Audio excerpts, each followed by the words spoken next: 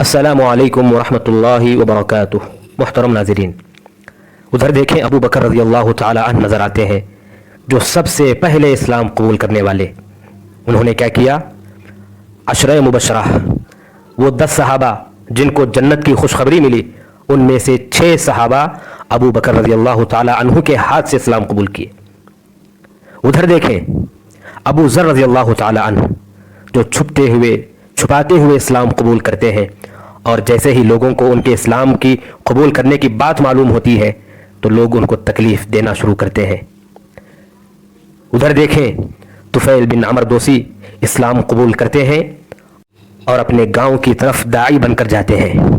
ادھر دیکھیں مصعب بن عمیر، جو مکہ چھوڑ کر مدینے کی طرف ہجرت کرتے ہیں صرف اسلام کے لیے۔ ادھر دیکھیں جابر رضی اللہ تعالی عنہ، جو اپنے والد کے بعد آخری حیات تک، آخری دم تک محمد صلی اللہ علیہ وسلم کی نصرت و تائید میں لگے رہتے ہیں۔ ادھر دیکھیں عبداللہ بن ام مکتوم رضی اللہ تعالی عنہ، جو اندھے ہیں، جن کو نظر نہیں آتا لیکن اسلام کے داعی بنے ہوتے ہیں۔ ادھر دیکھیں جابر بن عبداللہ رضی اللہ تعالی عنہ 1 مہینہ سفر کرتے ہیں، ایک حدیث کو سننے اور حدیث کو حاصل کرنے کے لیے 1 مہینہ سفر کرتے ہیں۔ ادھر دیکھیں سعید بن مسیب رحمہ اللہ ایک حدیث کے لیے کئی رات اور کئی دن سفر کرتے ہیں۔ ادھر دیکھیں ابو حاتم رازی رحمہ اللہ، جو فرماتے ہیں کہ میری زندگی کے 7 سال علم کو حاصل کرنے میں گزرے، زندگی کے 7 سال علم کو حاصل کرنے میں گزرے، اور فرماتے ہیں کہ اگر میں جو علم کو حاصل کرنے کے لیے چلا ہوں اس کو اگر میں گننا شروع کروں تو ہو سکتا ہے کہ 1000 فرسخ سے زیادہ ہوگا۔ میں جو چلا ہوں 1000 فرسخ سے زیادہ چلا ہوں۔ 1000 فرسخ یعنی کم سے کم 5000 کلومیٹر ہوگا۔ 5000 کلومیٹر علم کو حاصل کرنے کے لیے چلے ہیں ابو حاتم رازی رحمہ اللہ۔ ادھر دیکھیں ابو حنیفہ رحمہ اللہ نظر آتے ہیں، کتنا زبردست استنباط کرتے ہیں، کیا ہی زبردست نئے مسائل کا حل نکالتے ہیں، اور ابو یوسف اور محمد بن حسن جیسے زبردست شاگرد چھوڑ کر جاتے ہیں۔ ادھر دیکھیں امام مالک رحمہ اللہ نظر آتے ہیں، جنہوں نے سب سے پہلے احادیث کو مرتب کیا، تابعین تابعین تمام کی حدیثوں کو جمع کیا اور ایک کتاب کی شکل میں انہوں نے مرتب کیا۔ ادھر دیکھیں امام شافعی رحمہ اللہ نظر آتے ہیں، جنہوں نے اصول فقہ کو وضع کیا اور فقہ و حدیث کے درمیان جمع کروایا۔ ادھر دیکھیں امام احمد بن حنبل رحمہ اللہ، جو آزمائش کے وقت میں کس طرح ثابت قدم رہنا چاہیے ان کے لیے اسوہ، ان کے لیے نمونہ، عزم و حوصلہ دکھانے والے امام احمد بن حنبل رحمہ اللہ ایک مسند جمع کرتے ہیں، ایک کتاب جمع کرتے ہیں جس میں 27000 احادیث کو جمع کرتے ہیں۔ ادھر دیکھیں امام بخاری، امام مسلم رحمہ اللہ، جو صحیح کتابوں کو لکھ کر ہمارے لیے چھوڑ جاتے ہیں۔ ادھر دیکھیں 4 ائمہ جو اپنی اپنی محنت کے مطابق حدیث کی زبردست کتابیں چھوڑ جاتے ہیں، سنن 4 احکام کو جمع کرتے ہیں۔ ادھر دیکھیں فقہائے 7 فقہا جو تمام لوگوں کو فقہ سکھاتے ہیں، علم سکھاتے ہیں۔ ادھر دیکھیں لیث، ادھر دیکھیں امام اوزاعی، ادھر دیکھیں ثوری، ادھر دیکھیں ابن راہوی، یہ تمام علم کو، فقہ کو لوگوں میں بانٹنے میں، لوگوں کو سکھانے میں اپنی زندگی گزار دیتے ہیں۔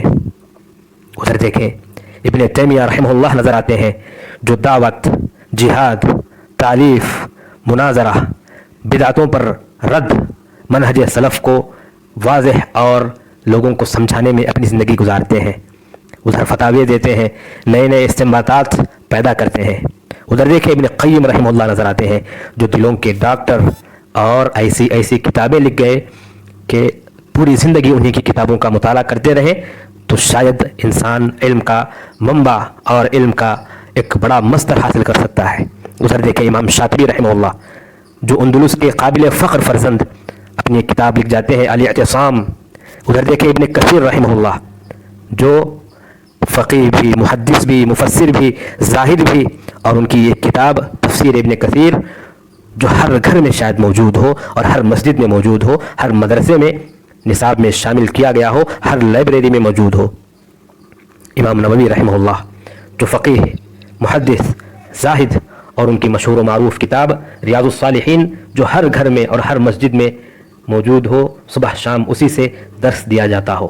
ادھر دیکھیں ابن قدامہ جو مغنی لکھتے ہیں، ادھر دیکھیں ابن عساکر رحمہ اللہ جو تاریخ دمشق لکھتے ہیں، ادھر دیکھیں ابن الصلاح رحمہ اللہ جو اصول حدیث کو بیان کرتے ہیں، ادھر دیکھیں عز بن عبد السلام جو فقیہ حق کے قائل اور مجاہد، ادھر دیکھیں ذہبی رحمہ اللہ، ادھر دیکھیں ابن مفلح رحمہ اللہ، ادھر دیکھیں ابن رجا رحمہ اللہ، ادھر دیکھیں ابن حجر رحمہ اللہ، ادھر دیکھیں سیوطی رحمہ اللہ، ادھر دیکھیں شوکانی رحمہ اللہ، ادھر دیکھیں وزیر صنعانی رحمہ اللہ، ادھر دیکھیں محمد بن عبد الوہاب رحمہ اللہ، ادھر دیکھیں محمد بن ابراہیم رحمہ اللہ، ادھر دیکھیں ابن باز رحمہ اللہ، ادھر دیکھیں ابن عثیمین رحمہ اللہ، ادھر دیکھیں البانی رحمہ اللہ، ادھر دیکھیں معلمی رحمہ اللہ، ادھر دیکھیں احمد شاکر رحمہ اللہ، ادھر دیکھیں امین شنقیطی رحمہ اللہ، ادھر دیکھیں طاہر بن عاشور رحمہ اللہ، اور ابھی بھی کئی علماء ہیں جو اب بھی خدمت میں لگے ہیں، خدمتوں پر خدمتیں کر رہے ہیں، کتابوں پر کتابیں لکھ رہے ہیں، مواعظ دروس سب کی شکل میں وہ لوگ دین کی خدمت کر رہے ہیں۔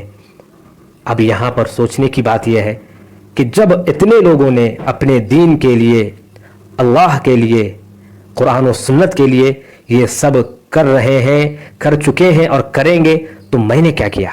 دین کے لیے میں نے کیا کیا؟ دین کو میں نے کیا دیا؟ کیا میں کسی کو سمجھا رہا ہوں؟ کیا میں کوئی کتاب لکھ رہا ہوں؟ کیا میں خود کو سنوار رہا ہوں؟ کیا میں اپنے گھر والوں کو سمجھا رہا ہوں؟ کیا کر رہا ہوں میں؟